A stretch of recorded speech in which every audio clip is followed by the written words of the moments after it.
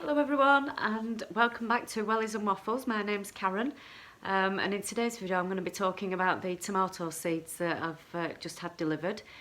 They were from Boar Farms over in America and they do all sorts of weird and wonderful varieties, so it'd be good to talk through them and show you what I'm actually going to be doing this year. We're at the end of January now. I know a few people have started off the tomato seeds and their aubergines and things like that, but if you haven't got a light source, you know, grow lights or a heated propagator, please don't start them off yet. There's not enough light, there's not enough heat for them on the windowsills or anything like that. So, I mean, I felt like I was pushing it at the end of February. I think it was about 22nd of February last year when I started mine off, and I felt like I was pushing it then. I was moving them from windowsill to windowsill, chasing the sun around, putting them next to radiators and things like that just to try and get them started as well, and then they ended up being leggy because there's just not enough light.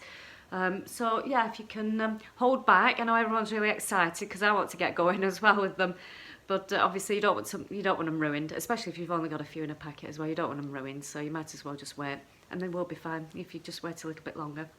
So what I'm going to start off with are the Lucid Gem, and I've heard really good things about these. Some people's favourite ones to grow.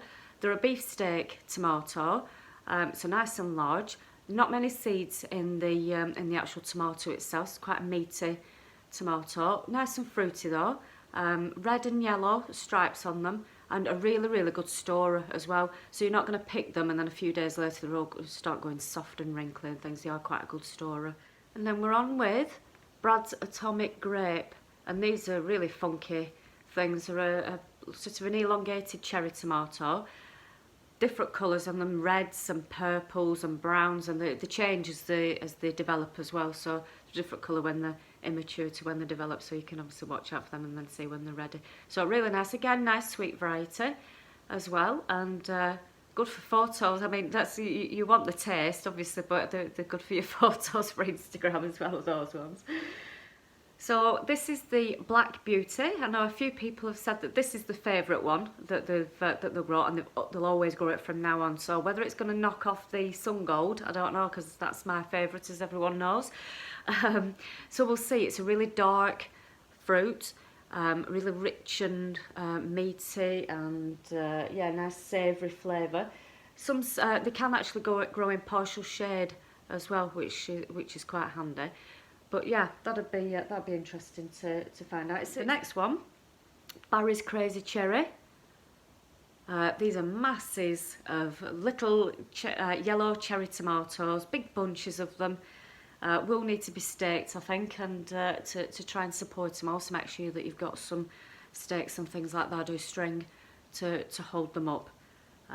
But yeah, I've got 15 to 25 seeds in there. They're tiny little things, aren't they? Look at those, tiny things. But it's just great, isn't it, how they're just going to turn into these masses. Well, I hope they're going to turn into masses. You never know, do you? I've got about 21 varieties I'd written down, because I've gone through my old seed box as well and written them down. 21 varieties. I don't think I'm going to be sowing all those, but I do want to obviously all the new ones that I've ordered. I will be sowing those. But I think I did about 8 varieties last year, I think it were. But I ended up with 40 odd plants because obviously I'd done quite a few of each one, and a lot of them germinated as well, which is quite good. But I just didn't have enough space for them. I didn't have enough pots, I didn't have enough compost. So they were all, some of them actually were in small pots and they didn't do as well. But I'm going to be on the case this year with that. The next one is an interesting name, Pineapple Pig. So these are huge tomatoes, these are bright yellow, really nice and sweet. They're a longer grower than some of them are quite early, but these are a longer grower, but apparently worth the wait.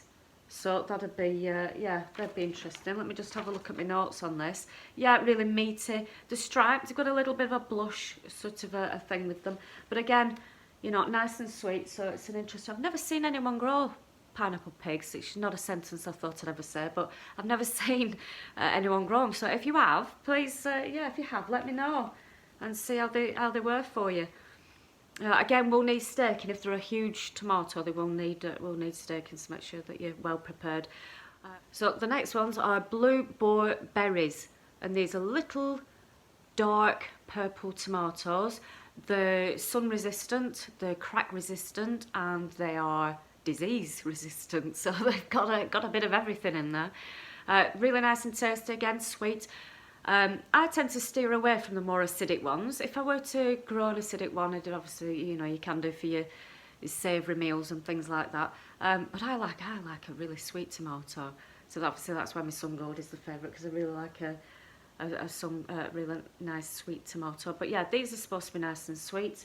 Again, almost black in colour. So I've got a bit of a thing again. The thing for these darker tomatoes seem quite tasty actually. So, so these are the Napa Chardonnay, and they've sent me this as a sample to try out, which is really nice of them. Nice surprise actually was that. And these are yellow. The yellow. So I'm trying to put my telephone voice on now. The yellow tomatoes. Pearlescent. Trying to think of my notes now. The yellow, yeah, they're an early. I'm going to have to look at them now. I've lost all train of thought. Yes, they do well in both hot and cold weather.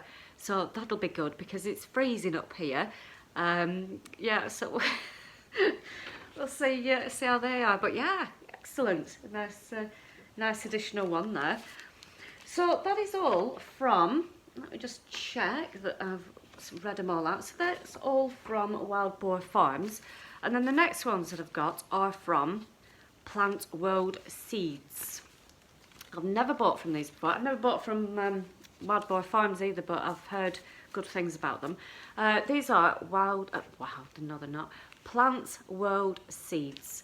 And this first one that I'm going to talk about is Alaskan Fancy.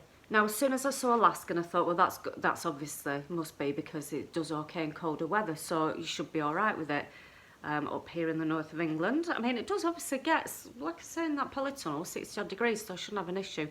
And I've never really had that much of an issue with some of them. I think I've just oversown last year. But these Alaskan Fancy ones, they are quite a quick grower, so they're good for a really short season, which I thought would be quite good for in England as well. So you can set them off, they'll fruit quite quickly, and you can get your fruit and you can eat it. So yeah, that's what we want, don't we? We want fruit at the end of it. So yeah, they'll be good. And then we have honey bubbles. I'm just so attracted by these names, but I do read them, like I said in my last video. I do read about them. So these are tiny little, in fact, let me read about it. They're tiny little tomatoes. They like bright light, south-facing window. Inadequate light is a frequent cause of failure for young seedlings, obviously. You know, you don't want to have them in frost or cold or anything like that. Remove side shoots on some of these. Some of the plants, like your tigerella, which is more of a bush tomato, you don't have to nip out the side shoots if you don't want to. But some of them you do. And you can actually just nip them out and you can plant them again and get more plants out of it if you've got enough growing time. Don't leave it right to the last minute to be doing that. Indigo rose, which is another dark one as well. But really tasty. Only got 10 seeds in there as well, so obviously a bit special. But yeah, we'll try those. One Indigo Rose, it sounds a really nice tasty sweet variety. So this Indigo Rose one actually mentions that it is a late riper and don't harvest it until the skin actually starts to go soft. So you might think, oh, they're going a bit over, but this is what you want from this variety. And the flesh inside should change from green to like a plum red kind of colour, so that's a good indicator to see when it's ready. So the next ones are Ananas Noire. Again, looks like a nice one. It's like a little bit of a crimpled, kind of crinkly edge to them, and that's a large one as well, and that caught my eye. There's a lot of nice things said about that one. Yeah, they look quite large them actually, with the spoon in the way. Those I've gone for a few large ones this time. The largest one that I've grown in the past is the Marmande, and that I was quite surprised actually. I got quite a good yield out of those. So I thought, well, I'll try a few more. So I do like the little cherry tomatoes. The next one is the Dixie Golden Giant. They're a nice bright yellow, aren't they? So yeah, the sowing support, side shoots need supporting, obviously because they're a larger one. So again, I'm going to try those ones. Then we have a free one, another free one. They like sending you free things, these seed companies, which is really good. Tombola. So you don't know what you're going to get.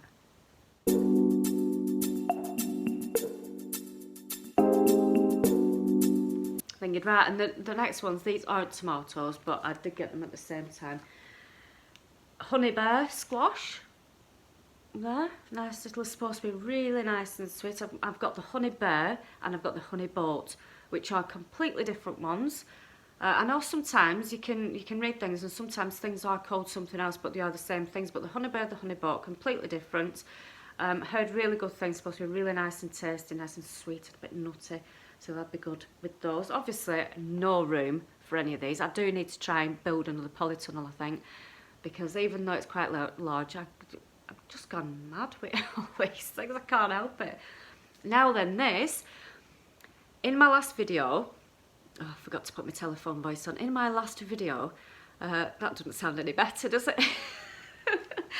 But in my last video, I talked about something that we're really excited about growing in the polytunnel this time. I'm going to try to push the boundaries with this polytunnel this year up in the north of England. I know they say it can't be done, but I'm going to try it.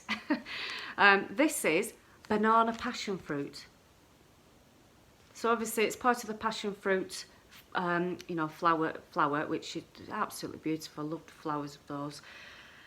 We're going to try these with, it says they recommend germinating between 15 and 20 degrees. Obviously I don't have a heated propagator here, so what I'm going to do, which is what I've done with the lychees, is I've put them in a container. Well, I'm not going to do this with these, but the lychees are put in a container of water because they really like to keep moist. You can't dry lychees out. Put them in a container of water. I've put them on a small book. I've well thought out is this, really technical, on a book, on a radiator, so it don't get too much heat. But they're on that and they've actually started germinating. So what I'm going to do with these, we're needing 15 to 20 degrees, I'm going to put them in a warm place. The house is quite cool anyway, so they could just be left out and not near a radiator, but I'm going to try them. One thing with these, it says that the germination is really slow. So it could be perhaps 2 or 3 months before they've germinated. So what I've got to think about with these is to try and probably set these off as soon as I can and make sure that they're kept at that temperature, because if they do take 3 months to germinate, we're well into spring then, and then they're not going to have time to try and develop fruits out in the polytunnel, even though it will be warm enough for them. What I'm going to try and do with these is that keep them in there as long as possible in the polytunnel to get hot, obviously, and keep that warmth. And I think what I might do is then just bring the plant inside. I'm going to do it in a large pot so I can bring it inside and keep it going inside, and then take it back out again. If I can keep doing that, then we might get somewhere with it, because it won't do over winter in there. It's just going to be too cold. So yes, banana passion fruit sounds really interesting, doesn't it? Yeah, I want to just try and push it a bit really with the exotic fruits. I'd love to have a dwarf mango and keep it in there, but obviously bring it in the house in the winter. But I'd really like to try different things and see how far I get with them. The lychee, I actually think you'd think it'd need heat all the time, which is what I thought at first. And obviously it's germinating now. One of them's germinated. I've put 4 in there. One of them's germinating now. And no, it's not a Brazil nut. Somebody said that looks like chocolate. It does look like a Brazil nut, a chocolate covered Brazil nut, but it isn't. So when they've germinated, they do. Lychee actually like the stress of cold weather. They like 100 days of cold weather, and you can go to between 0 and 7 degrees with a lychee, because it sort of pushes them along to try and fruit. It sort of shocks them into doing something. But obviously, when they're smaller and when they're seedling size, you don't want that. You do want to keep them in the heat, not in direct sunlight, but you do want to have them in the heat and keep them really well watered, because they do like to be kept moist. So keep that going with that. Love that word. So yeah, I hope you've enjoyed this video and all the different things that I'm going to start growing, sowing and growing if you want to make any comments, please subscribe so you can keep up to date with the goings on and how I'm doing with everything, or not doing with everything. So yeah, please subscribe and like, and leave any comments about the seeds that you've tried. If you've tried any of these, I'd love to hear from you. Good or bad, it's always good to know. But obviously, you know, everyone's, like I said, everyone's taste is different. Some people like the more acidic, some people can't stand the sweeter ones. But it's really good to get a real good all-round view of what people think of the different tomatoes. So yeah, let us know whereabouts you are and how you're growing them, and how you're, you know, if you're growing them in a polytunnel or outside. I have tried a few times growing them outside. It tends to be a last minute thing really, if I've no room, so I'm going to just try and throw these outside. And some have done okay and some of them have not. They're just leaves. I mean, I can grow leaves for England. It's you know, really good with the leaf, but not you know, not the actual fruit. I think what I'd done wrong last time is that I've sown them under, well, I've planted them underneath the plum tree, and it was really quite shady there, so I think it was the Tigerella ones. Whereas I did grow some and then give them to my mum to grow, and she were growing masses of them, absolute masses of them. And mine, with the heat of the polytunnel, just weren't doing as well. So it's all about that thing, and they were kept outside in sunshine during the afternoon, quite a lot of sunshine in the afternoon. But anyway, I'm waffling now, I'm going off on one again. So let me know. I hope you've enjoyed the video, and I will catch up with you again soon. Bye.